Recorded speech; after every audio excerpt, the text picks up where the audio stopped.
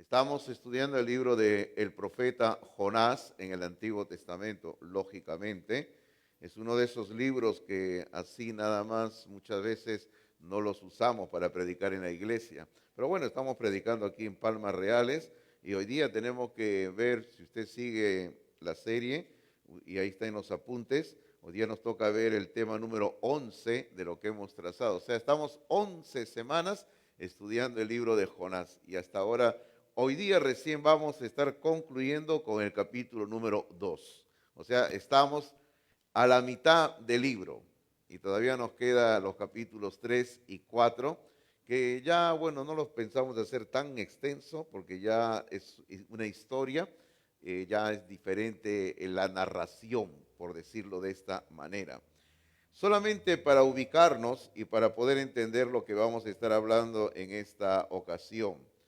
Estamos viendo a Jonás, este hombre que rehusó cumplir con el llamado de Dios que le había encomendado de ir a cierta ciudad, Nínive, para predicar su bendita palabra de salvación.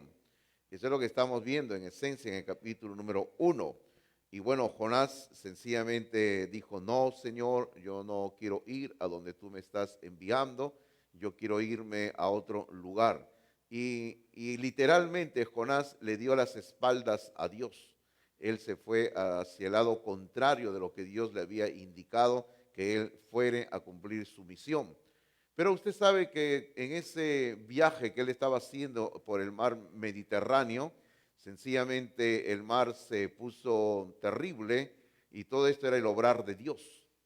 Y Dios sencillamente le hizo pasar una experiencia difícil a Jonás, de tal manera que él mismo pidió que lo arrojaran al mar para que se calme la tempestad que había surgido. Pero usted sabe muy bien que hemos estado recalcando este punto de que Jonás no sabía nada de que Dios había preparado un pez para que lo tragara. Sencillamente lo que Jonás tenía en mente en ese momento era que ya quiero morirme porque esta situación no da para más, tantos problemas que hay y mejor que todo se termine de una vez. O sea, lo que yo les he estado diciendo durante semanas, estamos viendo a un hombre que tenía una tendencia suicida, era un hombre que quería ya morirse, era un hombre que ya no quería vivir más. Y bueno, lógicamente, como yo les he dicho cada domingo, yo no voy a preguntar, pero solamente lo dejo para que cada uno lo pueda responder en su corazón. ¿Cuántas veces nosotros hemos tenido un sentimiento similar al de Jonás, donde decimos, me quiero morir, ya no quiero vivir más, ya esto ya no da para más, los problemas son grandes, mejor me muero de una vez? Y cuántos no solamente han tenido el sentimiento, sino cuántos han intentado quitarse la vida. Y hermano, eso ocurre, realmente ocurre. Y aunque a usted le parezca difícil de aceptar, muchas veces también ocurre dentro de personas cristianas, ocurre esos sentimientos. Y bueno, eso es lo que ocurrió con Jonás, queridos hermanos y hermanas. Entonces Dios continúa tratando con Jonás, porque Dios ya había comenzado a tratar con Jonás en el capítulo número 1, pero en el capítulo número en el capítulo número 2, Dios va a continuar tratando con Jonás. Y en esta ocasión, en el capítulo 2, que es un salmo, como yo le decía, es un salmo fuera del libro de los salmos. Es una oración que Jonás hace. Pero Jonás va a orar dentro del gran pez. Un lugar nada recomendable para orar, ¿verdad que sí? Pero él estaba ahí dentro del gran pez, encerrado durante 3 días y 3 noches. Y ahí estaba Jonás. Y Dios estaba tratando allí con Jonás. Ahora, no sabemos en qué momento de ese encierro involuntario de Jonás, porque él no lo había querido estar ahí encerrado, él quería morirse. Sencillamente Dios fue el que decidió preparar el gran pez que lo tragó a Jonás, y Jonás estaba involuntariamente ahí encerrado. Y yo no sé en qué momento de esos 3 días él comenzó a hacer esta oración.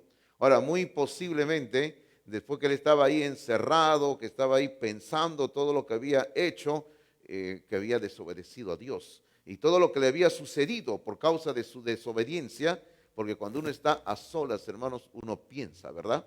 y uno medita qué estoy haciendo, qué estoy decidiendo, mi vida, cómo la estoy tratando. Y hermano, uno comienza hasta a pensar de que yo estoy destruyendo mi vida. Y yo me pongo en los zapatos de Jonás, por decirlo así, aunque él no usaba zapatos, usaban sandalias, ¿no? Me pongo en las sandalias de Jonás.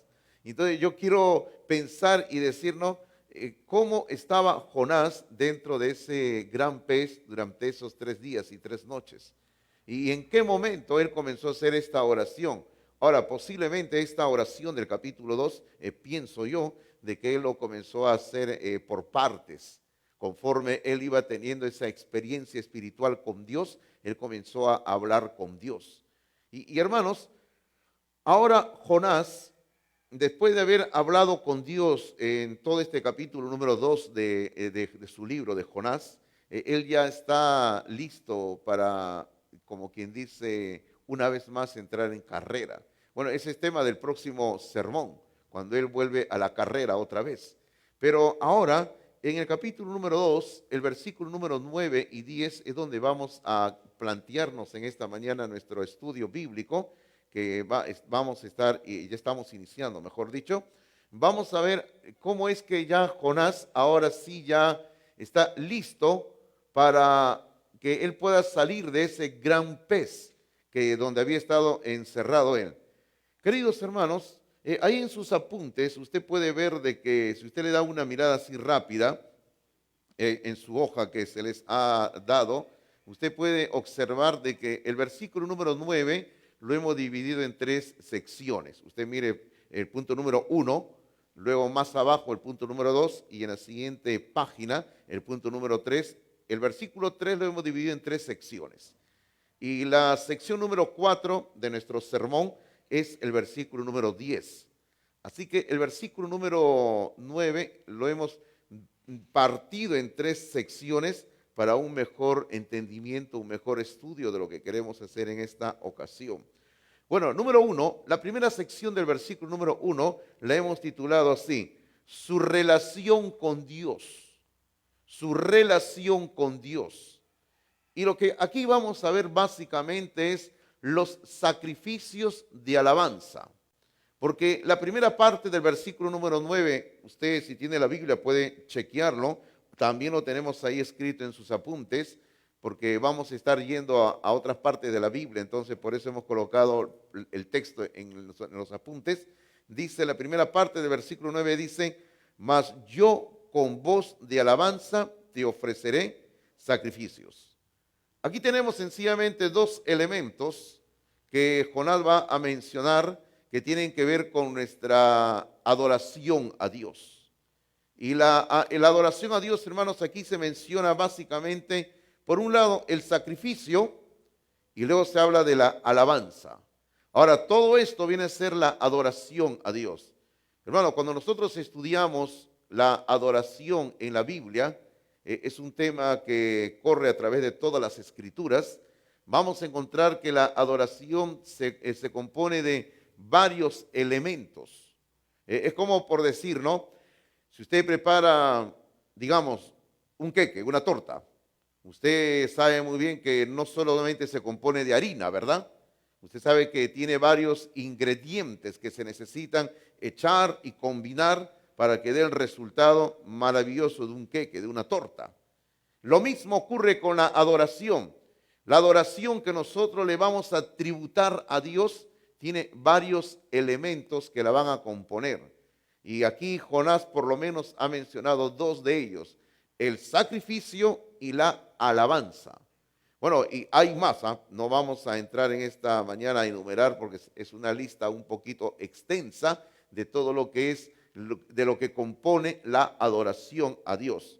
Ahora, en sus apuntes, nosotros queremos hacer 3 reflexiones muy rápidas sobre lo que es la alabanza a Dios. Eso es lo que queremos hablar en este momento. Tres expresiones o 3 reflexiones muy rápidas sobre la alabanza a Dios. Primero, número 1, la alabanza debe ser espontánea. La alabanza debe ser espontánea. Ahora, según la enseñanza de las Escrituras, la alabanza a Dios tiene que ser en forma espontánea. Ahora, dentro de esta enseñanza escritural, encontramos nosotros en el libro de los Salmos, porque el libro de los Salmos es el himnario del pueblo de Dios en el Antiguo Testamento, y seguirá siendo nuestro himnario por los siglos de los siglos allá en el cielo. Los Salmos nos enseñan a nosotros que toda la creación en forma completa y en forma unánime, tiene que alabar o alaba a Dios en una forma espontánea.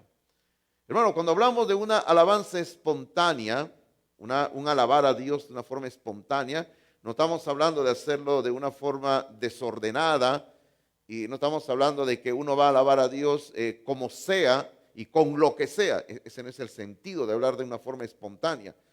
Cuando hablamos de una alabanza espontánea, hermano mío, estamos hablando de una adoración alegre que fluye de un corazón que ha sido redimido por la sangre de Cristo, de un corazón de un hombre o una mujer que ha experimentado la salvación de Dios y que desea alabar a Dios en forma alegre, de una manera que no ha sido previamente planificada. Algo así, hermanos míos. Esa es una alabanza espontánea al Señor. Ahora, solamente, y este es un requisito básico para la alabanza, la adoración a Dios, solamente la alabanza tiene que fluir de un corazón, de un hombre, de una mujer que ha experimentado previamente la salvación en Cristo Jesús.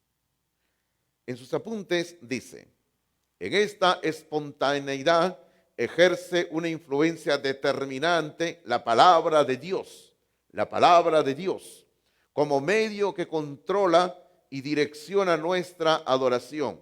Hermanos, eso es clave en la adoración. Nuestra alabanza tiene que ser normada por la palabra de Dios. Nuestra alabanza tiene que ser guiada por la palabra de Dios. Nuestra alabanza tiene que ser regida por la palabra de Dios. Y es así como tenemos que alabar a nuestro Dios. El apóstol Pablo, cuando le escribió la primera carta a los Corintios, y observe usted el contexto de la iglesia de los Corintios, es muy importante entender el contexto.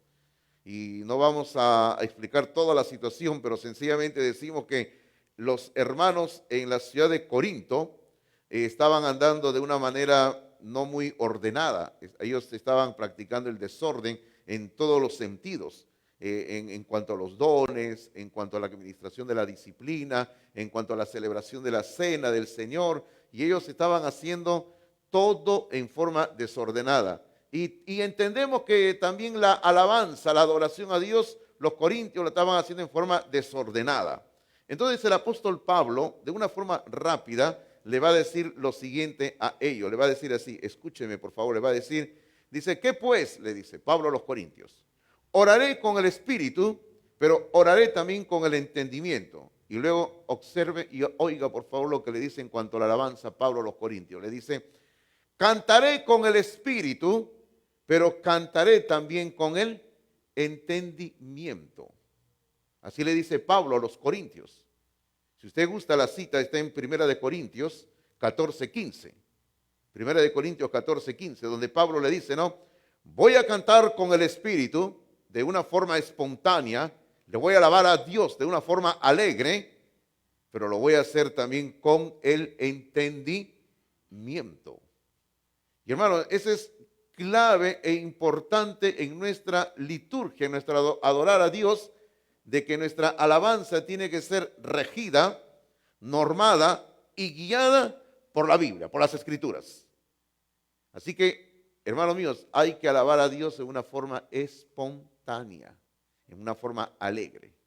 No hay que regirnos por moldes y ataduras que cualquier persona nos pueda imponer. Tenemos que hacerlo en base a la palabra de Dios en forma alegre, queridos hermanos. Lo segundo que le quiero decir en cuanto a la alabanza, la segunda reflexión en cuanto a la alabanza es esto. Número 2, la alabanza debe ser audible y visible. La alabanza debe ser audible y visible. Ahora, como yo le dije hace un rato, y quiero repetir e insistir en esto que para mí es fundamental en cuanto a la alabanza, y en sus apuntes usted lo tiene ahí bajo el punto número 2, dice: solo los que han recibido la vida espiritual de Cristo por medio del Espíritu Santo que vivificó a Cristo de los muertos, pueden alabar con su voz al Señor. ¿Qué dice usted? ¿Es cierto, sí o no? Solo hombres y mujeres que han pasado de muerte a vida pueden alabar a Dios, nada más. Ahora, lógicamente, hay muchas personas que cantan y hacen cánticos, himnos, no sé cómo le puedo decir a Dios, pero Dios solo se complace con la alabanza que viene de sus hijos y de sus hijas, nada más. Mire usted lo que dice, y ahí sí le quiero invitar a ir por un momento en la Biblia, al libro de los Salmos, en el capítulo número 115. Mire lo que dice en el 115, por favor. En el Salmo número 115, en el versículo número 17, por favor, percátese, muy importante de acuerdo al tema que estamos explicando en este momento, que solo hombres y mujeres redimidos por la sangre de Cristo pueden alabar a Dios. En el versículo 17 dice, no alabarán los muertos a Jah. Jah es una contracción del nombre de Dios, Jehová. Jah, por si acaso. Por eso Jah es Jehová. Pero dice, no alabarán los muertos a Jah. Y luego dice, ni cuánto descienden al silencio.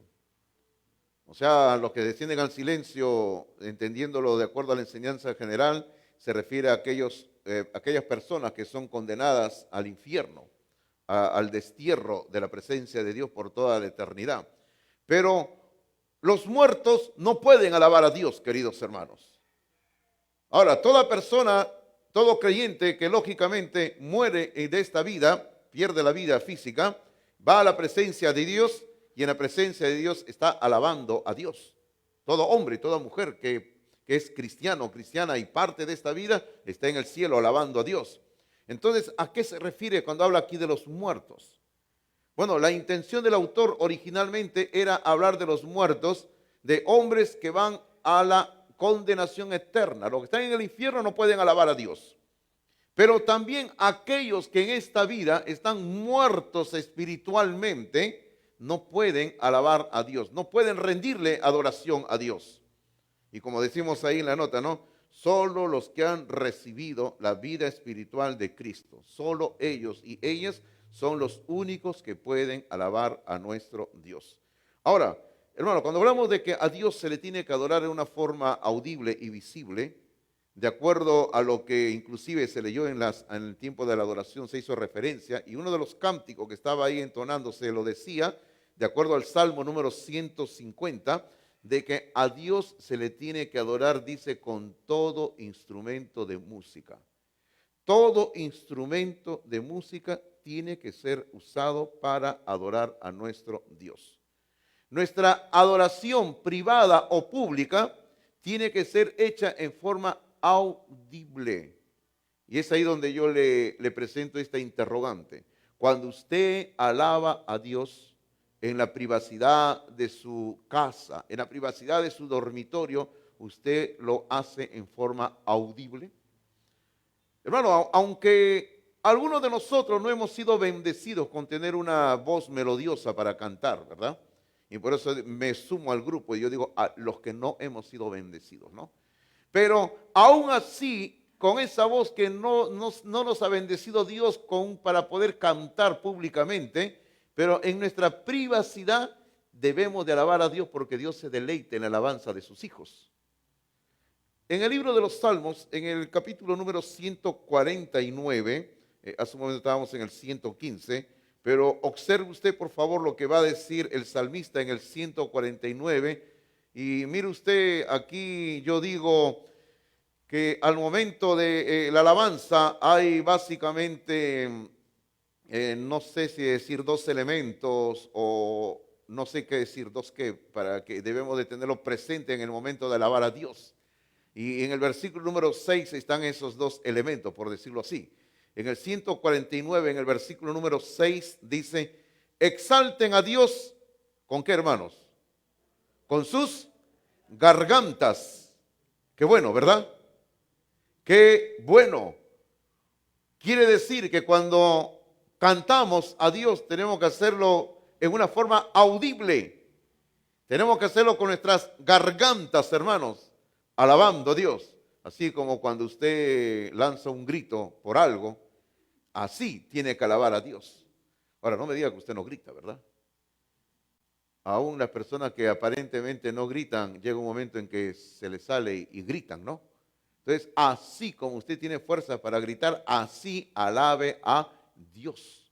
Ahora, el segundo elemento, mire lo que dice la segunda parte del versículo 6 que no hemos terminado de leer. Dice, exalten a Dios con sus gargantas y espada de dos filos en sus manos. ¿Qué es lo que tenemos que tener en las manos, hermanos míos? Espada de dos filos. Espiritualmente, ¿a qué se refiere? A la Biblia. Claro, yo entiendo de que en ese momento el salmista está pensando en otra cosa porque en ese contexto de época de guerra y todo, ¿no? Pero hoy en día nosotros hablamos de la Biblia porque en el Nuevo Testamento se nos revela en el libro de Hebreos de que la Biblia es más cortante que espada de dos filos. Entonces, cuando nosotros alabamos a Dios, tenemos que hacerlo con la Biblia. Ahora, no se refiere tanto, no es tanto de que usted cuando está cantando, no es tanto de que tiene que tener el libro en la mano. No es tanto esa la idea. Sino que cuando alabamos a Dios, tenemos que hacer una alabanza basada en la Biblia y, como hemos dicho hace un momento, dirigida por la Biblia. Y aún más, si nuestros cánticos son porciones de las Escrituras, mucho mejor aún todavía. Y así es como tenemos que alabar a Dios, hermanos míos, en forma audible y en una forma visible. La tercera reflexión que quiero hacer sobre la alabanza es esta. Número 3, la alabanza debe ser un sacrificio.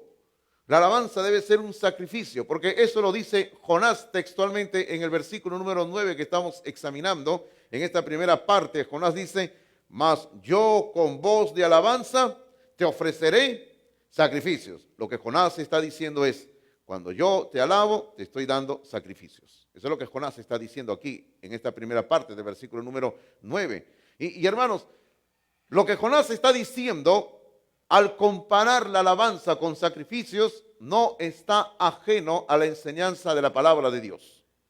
Porque la palabra de Dios sí compara la alabanza, la adoración, la compara con un sacrificio. Como le dije hace un rato, vamos a ir a varias partes de la Biblia. Mire usted, acompáñeme, si usted puede, rápidamente al libro de Hebreos, capítulo número 13. Hebreos, capítulo número 13, por favor, donde vamos a ver cómo es que el autor de esta epístola va terminando hablando ya de la alabanza, de la adoración a Dios. Hebreos, capítulo número 13, versículo número 15. Hebreos 13, 15 dice, así que ofrezcamos siempre a Dios por medio de Él. Yo creo que todos entendemos quién es Él, ¿verdad? Jesucristo. Dice, ofrezcamos a Dios siempre por medio de Él, por medio de Jesucristo. ¿Qué cosa hay que ofrecerle a Dios? Dice. A ver, léalo usted conmigo esas tres palabras. Sacrificio de alabanza. Hay que ofrecerle a Dios por medio de Jesucristo, sacrificio de alabanza. Dice, es decir, el autor va a recalcar el asunto y a explicarlo. Dice, es decir, o sea, ¿qué es sacrificio de alabanza? Dice, es decir, fruto de labios que confiesan su nombre. Hermano, nuestra alabanza a Dios es comparada con un sacrificio. ¿Y cómo es esto del sacrificio y la alabanza, pastor? Es que la alabanza, cuando se ofrece de corazón, de un corazón sincero, brota de un corazón sincero, es un sacrificio, queridos hermanos. Ese es un sacrificio. Ahora, como dicen sus apuntes, ya que el concepto bíblico es que la alabanza es un sacrificio, entonces la alabanza debe de costarnos. Ahora, aquí yo tengo un serio problema con ustedes. Yo digo, ¿por qué con ustedes?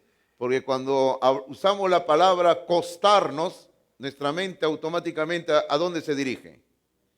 ¿A dónde se dirige, hermanos? Dinero, ¿sí o no? Entonces ustedes ya comenzaron a decir, ya el pastor entró al tema del dinero, ya, ¿no? Ahora el pastor nos va a cobrar por cantar, va a decir, ¿no? No, en ninguna manera, hermanos míos. En ninguna manera. Todavía no se ha puesto impuesto a la alabanza, ¿verdad? No hay eso. Entonces, ¿a qué nos referimos cuando hablamos de que la alabanza a Dios debe de costarnos? Bueno, yo creo que la alabanza a Dios, hermano, tiene que costarnos porque tiene que haber de nuestra parte un compromiso con Dios. Tiene que costarnos en el sentido de que tiene que haber una dedicación a Dios. La alabanza tiene que costarnos porque tenemos que separar tiempo para Dios. Y es ahí donde nosotros vamos a tener que hacer un esfuerzo muy grande dentro de nuestra vida diaria. Porque todos nosotros siempre andamos viviendo en contra del reloj. Desde que nos despertamos, hermanos. Desde que nos despertamos, todos andamos corriendo. Andamos mirando la hora, corremos, los estudios, el trabajo, el hogar, cocinar, limpiar, ir para allá, ir para acá. Hermano, todos andamos corriendo. Pero debemos de separar tiempo, es una pregunta, ¿debemos de separar tiempo para alabar a Dios? Sí, debemos de separar tiempo para alabar a Dios. Hay una propaganda que pasa en la televisión constantemente que habla de aprender inglés. Y el hombre dice, pero no tengo tiempo, algo así dice, ¿no? Y aparece un hombre en escena que le dice, sí puedes hacerlo, le dice. Porque mira, tú cuando estás ahí haciendo esto, lo otro, con el celular, con esto, al día tú pierdes tantas horas, le dice. Ya, y solamente él dice, no, el curso de inglés te va a exigir media hora al día nada más. Y ustedes han visto la propaganda, ¿sí o no? ¿Y sabe qué? Yo le digo, lo mismo le diría yo a usted en cuanto a la alabanza a Dios, la adoración a Dios. Hermanos, todos nosotros podemos hacer tiempo para alabar a Dios, va a costarnos, pero podemos hacer tiempo para alabar a Dios. Porque todos nosotros andamos, de alguna manera, hay un espacio en nuestro día para dárselo a Dios. Porque, hermano, quieras o no, a veces cuando entramos a ese aparatito, que no sé si decir todo, pero la mayoría tenemos, hermanos, fíjese usted, nos quita tiempo, nos absorbe tiempo. A mí me ha pasado y yo tengo que hacer una lucha inmensa en mi corazón para no meterme en este asunto, de estar ahí metido en el internet, metido en el WhatsApp, metido en esto, todo. No, no puedo. Me absorbe, me quita media hora, 40 minutos, una hora más. No puedo perder mi tiempo en algo que no me va a traer frutos en mi vida en ningún sentido. Así que procuro ponerlo al mínimo en mi vida y darle el tiempo a aquellas cosas que son eternas, que es lo más importante en nuestras vidas. El rey David, cuando estaba por comprarle un terreno para construir el templo de Dios, hermanos míos, porque, hermano, el lugar donde se construyó el templo de Dios allá en Jerusalén, Dios había escogido el lugar. Pero, hermanos, ese terreno, usted no vaya a pensar que ellos fueron y dijeron, aquí vamos a construir y al estilo peruano, ¿no? Vamos a invadir. Y ponemos nuestra choza y nuestra bandera, ¿no? No, así no fue. ¿Sabe qué, hermanos? El rey David fue y habló con el dueño del terreno y le dijo, mira, fulano, yo quiero este terreno para que aquí construyamos el templo de Dios, para adorar a Dios aquí. Queremos adorar a Dios aquí. Y yo quiero este terreno, le dice. Quiero comprarlo. Y el fulano le dice, rey David, si este terreno es para hacer el templo, para adorar a Dios, no te lo voy a vender. Tenlo para ti, le dice. Agárralo, úsalo. ¿Usted qué hubiera dicho en ese momento? ¡Ay, gracias a Dios, qué bendición!, ¿verdad? Qué bueno, ¿no? No, pero David no dijo eso. ¿Sabe lo que le dijo David a este hombre? Le dijo así. Y yo quiero leer una parte del versículo, luego le doy la cita. David dijo así. No, le dice, sino que por precio te lo voy a comprar, le dice. Y luego le dice, porque yo no ofreceré a Jehová mi Dios holocaustos que no me cuesten nada. Y el versículo continúa diciendo que David entonces agarró y llegaron a un acuerdo y le pagó tanto de dinero en plata.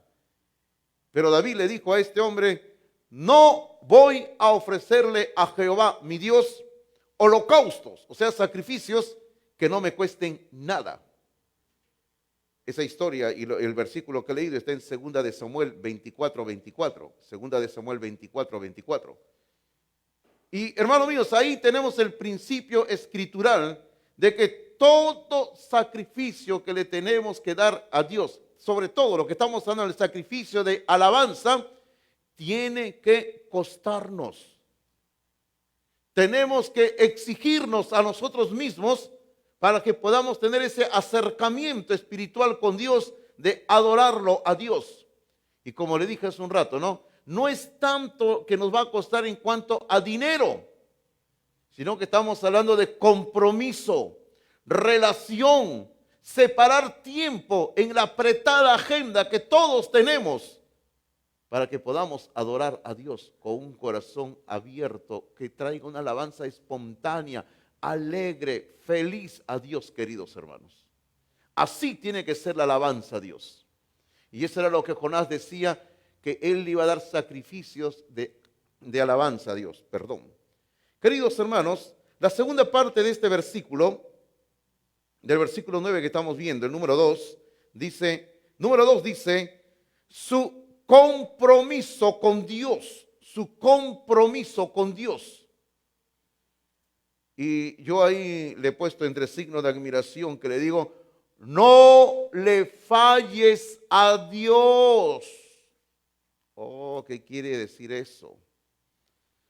Si usted lo mira a la inversa, es que lo que ocurre es que muchas veces le fallamos a Dios. Le fallamos a Dios. Sí o sí, ¿usted qué dice? Mire que no le doy alternativa de decir no, le digo sí o sí. ¿Le fallamos a Dios muchas veces o no? Le fallamos a Dios, hermanos. Entonces, con ese pensamiento, observe la segunda parte del versículo 9 que estamos examinando, y usted lo tiene ahí en sus apuntes. Jonás dice, pagaré lo que prometí. Ahora, Jonás, hermanos míos, después de haber pasado toda la odisea espiritual, de desobedecer a Dios, de estar en el mar ahí, y yo cuando hablo del mar ahí realmente era una odisea, pues, ¿no?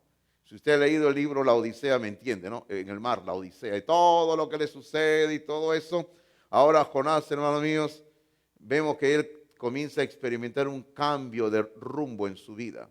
Y esta frase que acabamos de leer, hermanos, esta frase que acabamos de leer, nos está indicando de una forma muy directa que en el corazón de Jonás ya había un arrepentimiento y había un sentimiento de reconciliación con Dios. O sea, ya en él en estos momentos, al decir, pagaré lo que prometí, o sea, le habla a Dios, él dice, Señor, te voy a pagar lo que prometí, voy a cumplir contigo lo que prometí. Dentro de esas palabras de Jonás está implícito el arrepentimiento y la reconciliación con Dios.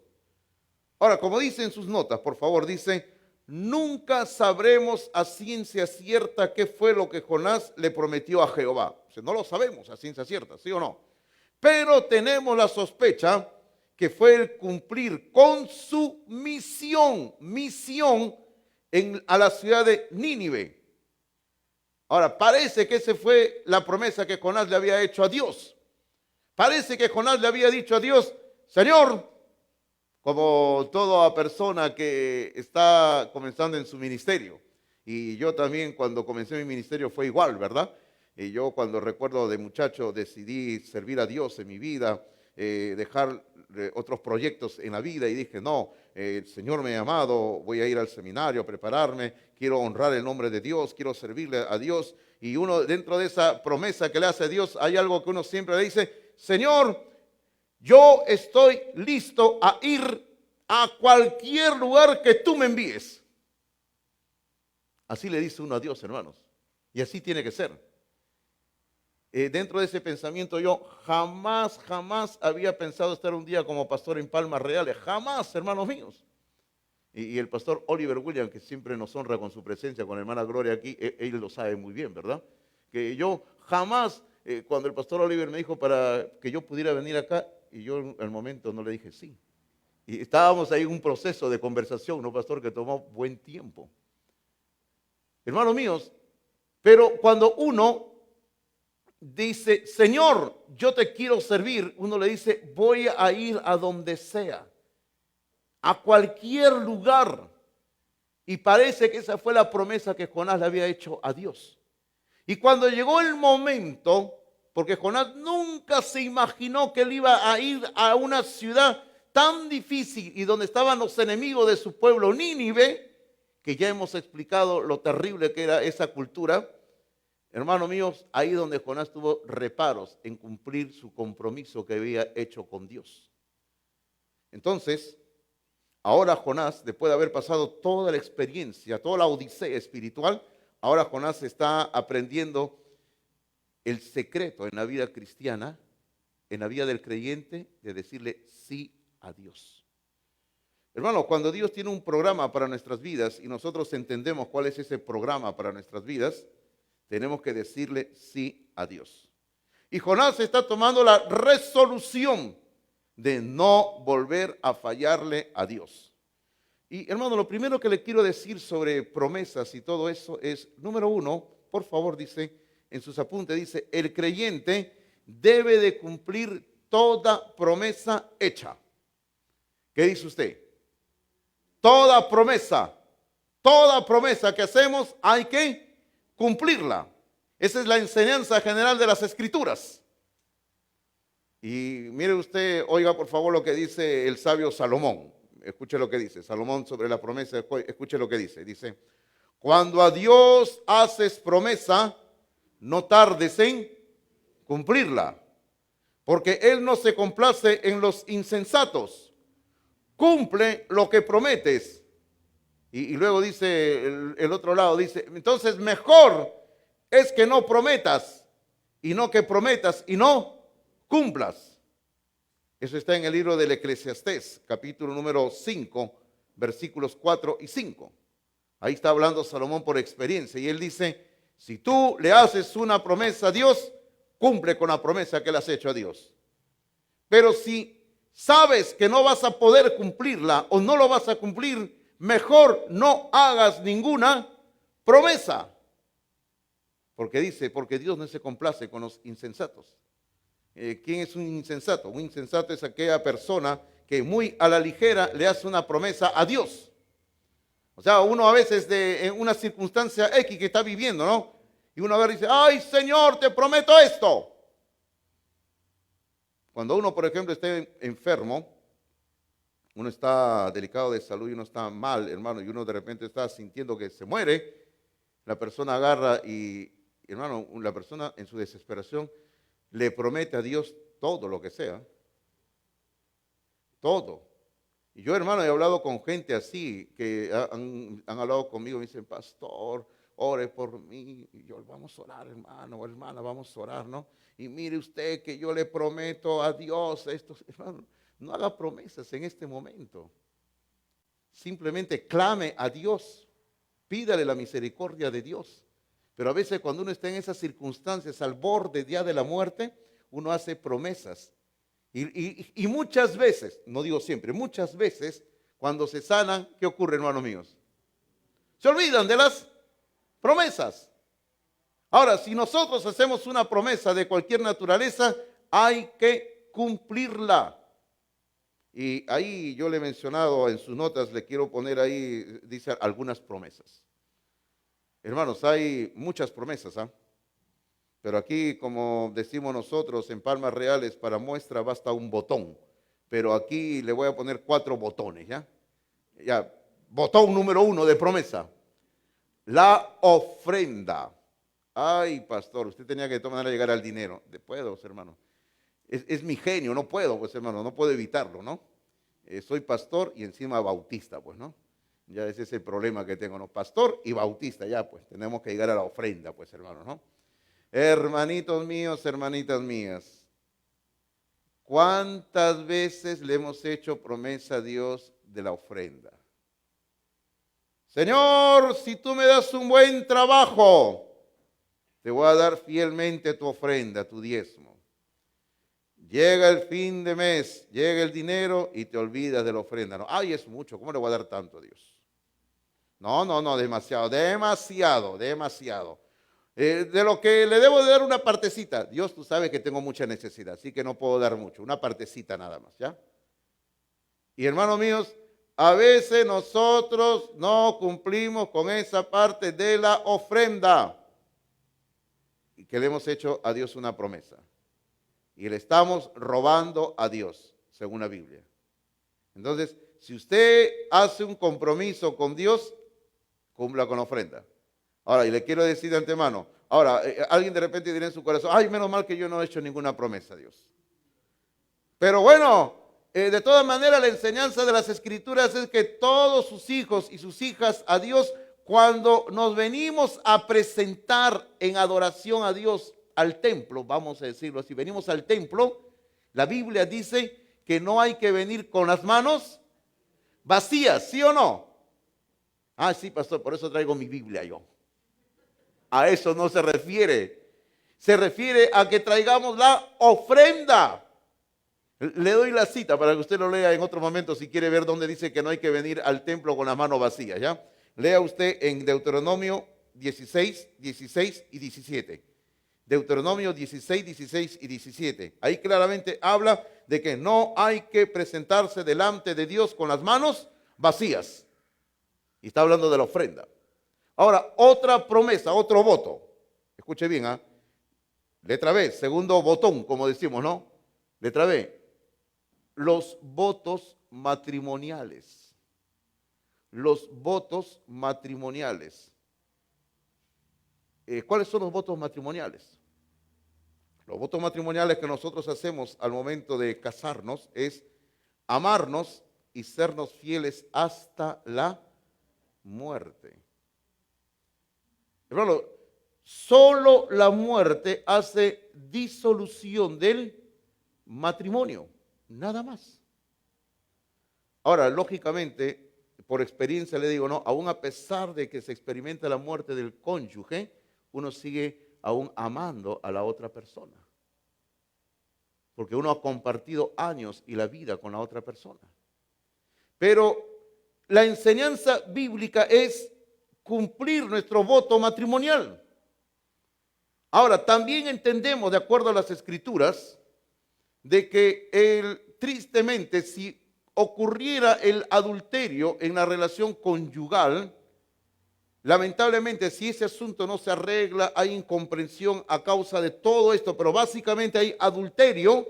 El adulterio también puede fragmentar el matrimonio y puede llegarse a un divorcio. Tristemente. Tristemente, hermano, es algo triste, ¿no? Es algo que no se quiere, es algo que los pastores nunca buscamos que ocurra, pero cuando se da el adulterio y la pareja ya no se llevan bien y es imposible que sigan viviendo a causa de la inmoralidad que ocurrió por parte de uno de ellos, muchas veces se llega tristemente al divorcio. Pero en esencia, queridos hermanos, en esencia, tenemos que cumplir nuestro voto matrimonial. El día que yo me casé, yo le dije a mi novia, le dije, te voy a amar hasta que la muerte nos separe. Y ella me dijo lo mismo. Ella me dijo, te voy a amar hasta que la muerte nos separe. Y así tiene que ser. Tenemos que amar a nuestra pareja hasta que la muerte nos separe, queridos hermanos. Otra promesa que tenemos que cumplir. Letra C, tercer botón, como le digo, ¿no? El congregarse, el congregarse. Ahora sí, Señor, nunca dejaré de asistir a la iglesia. ¿Sabe usted cuántas veces yo he escuchado algo así que gente me ha dicho durante mis años de pastor en Palmas Reales? ¿Usted sabe cuántas veces yo he estado parado ahí en la puerta afuera, ahí saludando a las personas que entran o salen? Y cuántas veces me dice, pastor, qué gusto verlo, ahora sí me voy a congregar fielmente, nunca voy a dejar de asistir. Y yo ya por experiencia dentro de mi corazón digo, ajá, sí. Ah, sí, ya te voy a ver, ¿no? Ya te voy a ver. Hermano, no es que no quiera que venga la persona, sino que ya yo sé, pues hermano, ya sé, pues, ¿no? Y dicho y hecho, generalmente ocurre eso. Ya 1 o 2 domingos más ya ni siquiera me dijo chao, ¿no? Se desapareció la persona otra vez. Hermano, pero si le hacemos un compromiso con Dios de congregarnos, hay que congregarnos fielmente en la casa de Dios. Hay que asistir. Y como yo he dicho durante toda la pandemia y todo, y sigo diciendo, no es algo nuevo por si acaso. Pueden revisar los videos si quieren, dense el gusto de revisar un año de prédica, ¿ya?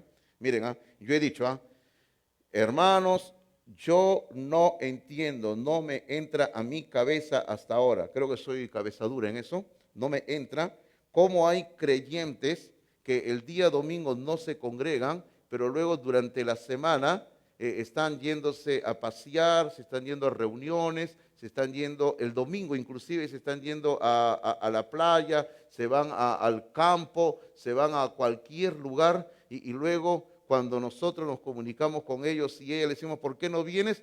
Es que no quiero ir a un lugar donde me voy a exponer a un contagio. Y mira la foto de tu estado, la foto de tu Face, estás reunido, estás en el restaurante, estás en un lugar así, con gente reunidos, ¿y qué? No, pero en el templo puedo contagiarme. Por eso es que yo no llevo a mis hijos al templo, pero sí los llevo a cualquier otro lugar, ¿verdad? Y, hermano, por eso digo, yo no entiendo hasta ahora esos creyentes. Yo ayer hablaba con alguien y le decía, para mí, que Dios ha permitido la pandemia también, entre otras cosas, es como para hacer un termómetro espiritual de la vida de la iglesia. Porque, hermanos, esta pandemia ha sacado a relucir lo que realmente somos en cuanto a compromiso con Dios. Fíjese usted, si usted lo piensa de una forma amplia, me va a dar razón de lo que estoy diciendo. Sigamos, porque el cuarto botón todavía faltamos a mitad del sermón y tengo que apurarme, ya me voy a apurar. Ya, el cuarto botón es el servicio al Señor. Tenemos que servir a Dios. Y si usted hace un compromiso de servir, usted obedezca a Dios, como Jonás, ¿no? Jonás que dijo, Señor, yo voy a ir a cualquier lugar donde tú me envíes. Pero el Señor le dijo, anda a Nínive. No, Señor, allá no voy. Me voy a cualquier lugar menos allá, ¿ya? Entonces Jonás dijo, no. Pero si usted hace un compromiso de servicio con Dios, cumpla ese compromiso. Vamos a la tercera parte del sermón. Número 3. Su reconocimiento de Dios. Su reconocimiento de Dios. Y ahí decimos, Dios sabe actuar. Porque la tercera parte del versículo 9 dice, Jonás dice, la salvación es de Jehová. La salvación es de Jehová. Y como decimos en sus apuntes, decimos, el término salvación no tiene aquí tanto una connotación soteriológica. ¿Qué quiere decir soteriológica? De salvación espiritual. O sea, no es tanto en el sentido soteriológico.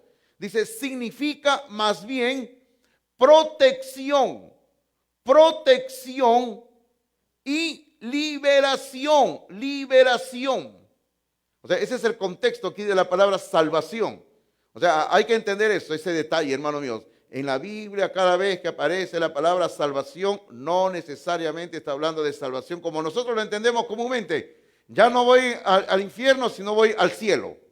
No está hablando tanto de eso, sino que también la palabra salvación se refiere a protección y liberación que Jonás había experimentado cuando fue lanzado al mar y Dios había provisto un gran pez que lo tragara. Entonces Jonás había experimentado la salvación de Jehová. Señor, yo me quise morir, yo quise ahogarme, pero tú me salvaste.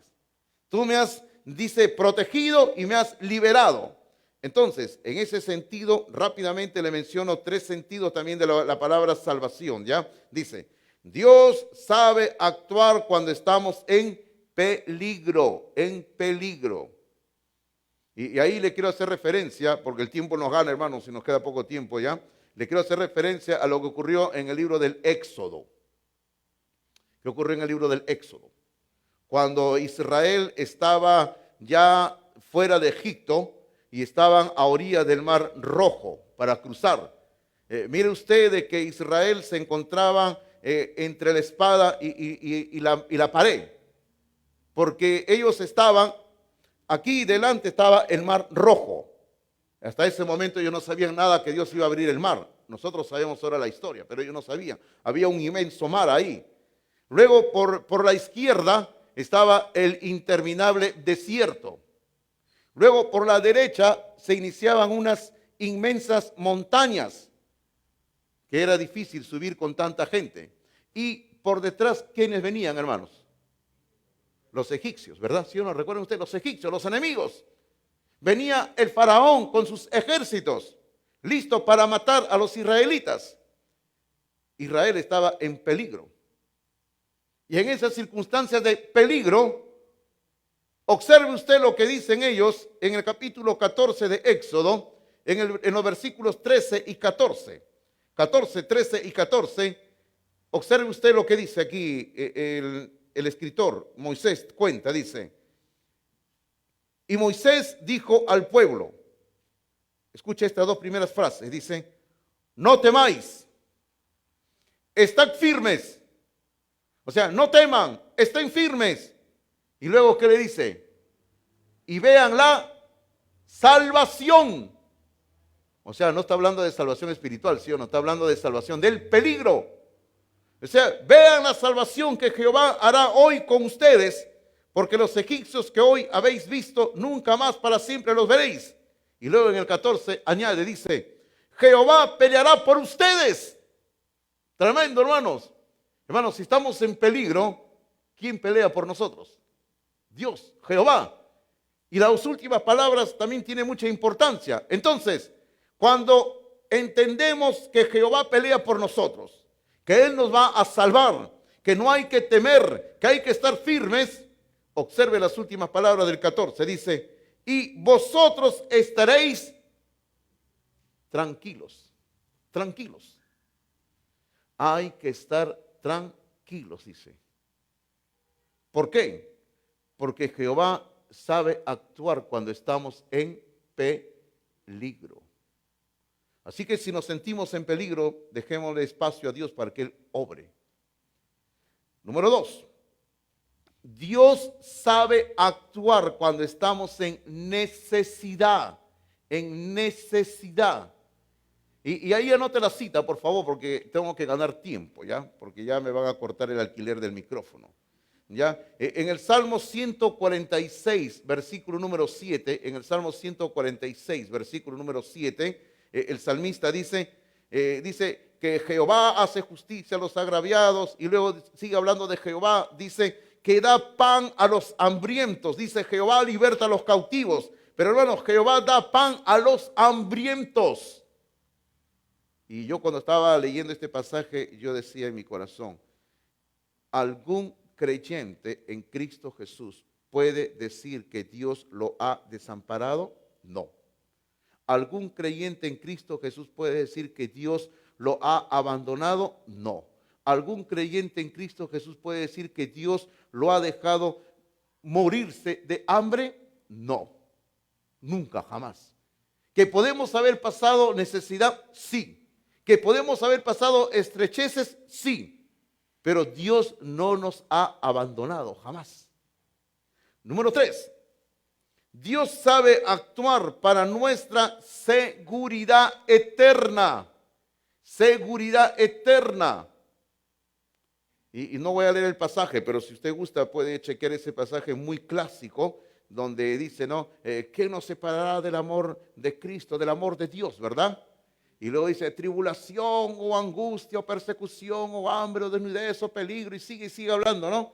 Estamos hablando en Romanos capítulo 8, ¿verdad? Ahí, inclusive a partir del versículo 28, comienza Pablo a hablar sobre este tema de que estamos seguros en Cristo Jesús. Y hermano, y ese es, no voy a entrar en este tema teológico, ¿ya? Pero esa es la predestinación, hermanos míos. La predestinación es que estamos seguros en Cristo Jesús. Y Pablo va a decir eso, que hermano, nada ni nadie nos puede separar del amor de Cristo Jesús. Hay una seguridad eterna en nuestras vidas. Y debo de decirle, hermano, la seguridad de la salvación que Dios da a sus hijos es eterno. El otro día alguien muy inocentemente, digo porque está creciendo en la fe, me decía, pero pastor, ¿por qué usted dice que la salvación es segura? Y yo agarré y le decía, ¿no? Y porque la persona estaba conversando conmigo en directo, entonces yo le decía, yo le dije, yo agarré un libro que tengo ahí en mi escritorio y le dije, ¿tú ves este libro? Sí, sí, este libro es mío. Y ya, pero ¿por qué dice que es suyo? Bueno, yo lo compré. ¿Y sabes qué? Entonces yo lo abro el libro y le muestro que en varios lugares, ya porque ya conozco el problema del ser humano, pues, ¿no? En varios lugares, ¿qué cosa he colocado? Mi nombre, mi sello. Y yo tengo un sello grandote que dice Fernando Hidalgo. Por precaución, hermano, porque ya ahí tengo libros que le han salido patitas, a pesar que tiene mi nombre, ¿ah? Así que si usted tiene algún libro con mi nombre, devuélvalo, por favor, ¿ya?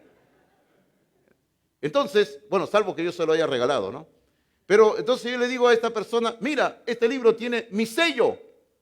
Eso indica que es mío. Lo mismo ha ocurrido en nuestra vida espiritual. La enseñanza de la Biblia, y le mostré el versículo de Efesios capítulo 1, dice que hemos sido sellados con el Espíritu Santo. Y el sello del Espíritu Santo en nuestra alma, en nuestro espíritu, nunca, jamás se borra. Y el sello del Espíritu Santo indica que somos salvos, somos hijos, hijas de Dios por toda la eternidad. Y la persona que estaba ahí conmigo dice, cierto, hemos sido sellados por el Espíritu Santo. Y cuando Dios da la salvación, nunca la quita. Somos salvos para siempre. Como alguien dijo una vez, aunque tú no quieras, ahora que eres cristiano, te vas al cielo. Aunque no te guste, ¿no? No, pero que el cielo va a ser un lugar aburrido, ahí lo va a ver toda la vida el pastor Martín Lazo, toda la eternidad, ¿no? Aburrido va a ser el cielo, ¿no? Aunque el cielo sea aburrido, te vas al cielo ya. Ahí nos vemos. Ay, ¿para qué acepté Cristo? Dice ahí, ¿no? Lo último, en cuarto y último lugar, lo último. Hermanos míos, la liberación de Jonás. La liberación de Jonás. El versículo número 10. Aquí ya con esto termina el capítulo 2. La liberación de Jonás. Versículo 10 que dice, y mandó Jehová al pez y vomitó a Jonás en tierra. Lo vomitó. También eso no fue una experiencia nada agradable, pues, ¿no? Imagínese usted. El profeta sale en medio de un vómito del pez, ahí, ¿no? Y bueno, y no vamos a repetir esa experiencia, ¿ya? Pero lo vomita a Jonás en tierra, lo lleva otra vez. Y creemos nosotros de que el pez, por lo que se describe en la historia y se lee todo, que claro, el texto bíblico no lo dice exactamente, pero creemos nosotros que el pez, por indicación de Dios, lo regresó a Jonás al mismo punto de donde él había tomado el barco para irse a España, ya a Tarsis, a España, pues, ¿no? Entonces el pez lo agarró, lo regresó, y en la orilla del mar, en la playa, ahí te dejo, regreso otra vez. Y eso es bíblico, hermanos, ¿ah?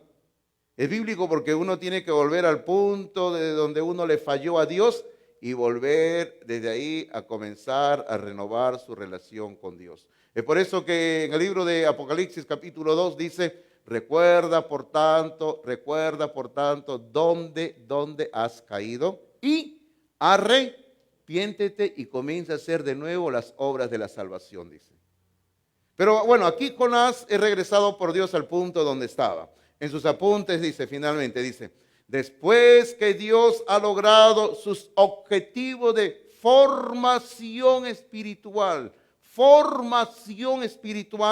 en la vida de Jonás, ordena al pez que lo deje en la playa. Yo lo digo más bonito, ¿no? Jehová ordena al pez que lo deje en la playa. Ahí lo pongo, ¿no? No pongo que lo vomitó, pues, ¿no? En la Biblia dice así que lo vomitó, pues, ¿no? Pero, hermano, luego que Dios ya ha trabajado en Jonás y ha trabajado en su vida de formación espiritual, entonces ahora sí, Jonás, estás listo para regresar a la misión. Hermanos, y aquí quiero hacer una comparación con algo que estudiamos semanas atrás, con el pozo de la desesperación. ¿Recuerdan ustedes el pozo de la desesperación? Hablábamos del libro de Salmos. Cuando Jonás es tragado por el pez, decíamos, eso es como caer en el pozo de la desesperación en el libro de Salmos. Y ahí hicimos una comparación. Estudiamos el pozo de la desesperación y el vientre del gran pez. Entonces, cuando uno, hermano, ya está listo para salir del pozo de la desesperación, cuando uno está ya para salir de su crisis espiritual, hermanos míos, esto requiere nuestra participación en aprender lo que Dios nos quiere enseñar. Porque tenemos que aprender lo que Dios nos quiere enseñar. Mire usted, yo creo que Dios ordena al pez que lo deje Jonás en la playa, porque ya Jonás había aprendido la lección. Jonás ya había aprendido lo que tenía que aprender. Dios le había dado una fuerte lección a Jonás, una dura lección, y ahora Jonás está ya aprendiendo. Entonces Dios dice, ahora sí estás listo. Entonces, una vez que aprendemos lo que Dios nos quiere enseñar, estamos listos para volver una vez más a la misión de Dios que Dios nos quiere encargar. Ahora sí, Jonás está expedito, está listo para servir a Dios. Y como decimos finalmente en el último párrafo en sus apuntes, dice, Jonás está listo para cumplir con la misión en Nínive. Dice, ha sido capacitado y formado por Dios pasando por la escuela de la aflicción. Por la escuela de la aflicción. Porque hermanos, todos nosotros en algún momento de la vida vamos a pasar por la escuela de la aflicción. Todos. Y todos nosotros, si queremos seguir sirviendo a Dios, tenemos que graduarnos de la escuela de la aflicción. Y si nos tenemos que graduar, vamos a decir, con honores, mejor todavía. Pero todos vamos a pasar por la escuela de la aflicción. Termino diciendo esta mañana y decir, ¿no? Para ustedes que están aquí presentes, para los que nos están siguiendo por la transmisión, decirles, solo hombres y mujeres que han experimentado la salvación en Cristo Jesús pueden alabar a Dios con un corazón sincero. Solo hombres y mujeres que tienen a Cristo pueden darle a Dios la alabanza como un sacrificio, nada más. Y si usted no tiene a Cristo, abra su corazón y deje que Cristo venga a su vida.